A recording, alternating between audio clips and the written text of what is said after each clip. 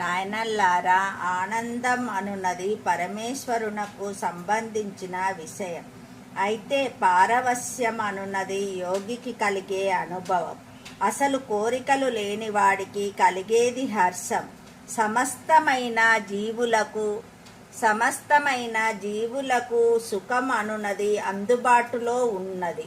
అయితే దానితో పాటు దుఃఖం కూడా అనివార్యంగా ఉంటుంది.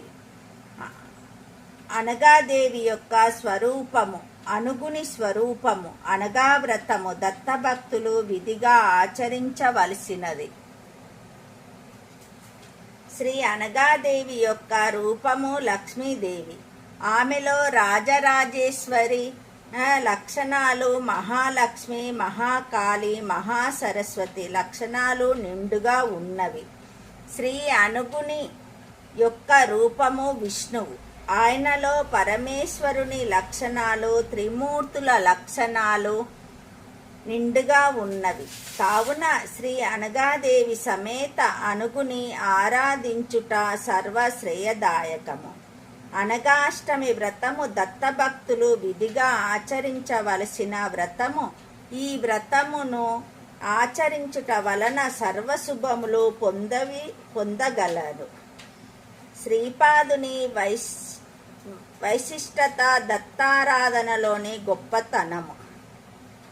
నాయనల్లారా, శ్రీ అనగాదేవి సమేతుడైన అనుగుడు శ్రీపాద శ్రీవల్లభ రూపమున భువిలో అవతరించియున్నాడు.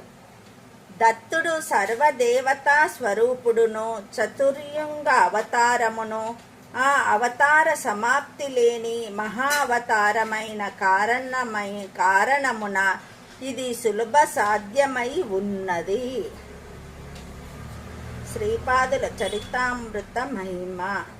నాయన శంకర భట్టు, నీవు రచించేడి శ్రీవల్లభ చరితామృతమ్మను మహాపవిత్ర గ్రంథమును మహాయోగులు, మహాపురుషులు కూడా అధ్యయనము చేసెదరు.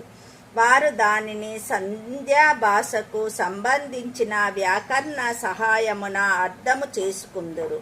వారు పొందు యోగ విభూతులు బహుచిత్ర విచిత్రమైనవిగా నుండును. భౌతిక స్థాయిలోని మనుజులు దీనిని పారాయణ చెయ్యనెడల హియపర సుఖములను శుభములను పొందుదురు.